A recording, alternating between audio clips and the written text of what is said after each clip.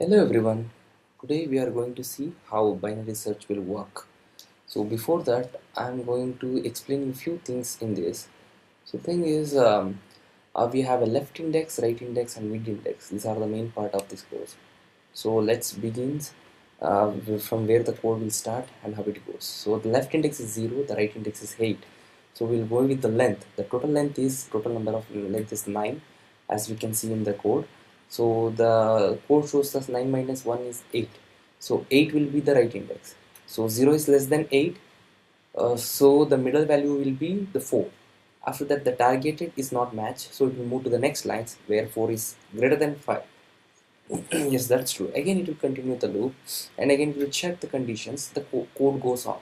So like this, the entire process will check, and you can see how the code is being generated. You can go step by step by pausing the videos, and you can see how the code works in this.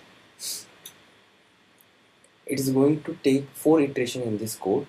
So please pause the video or slow down the video and see how each execution steps will happen.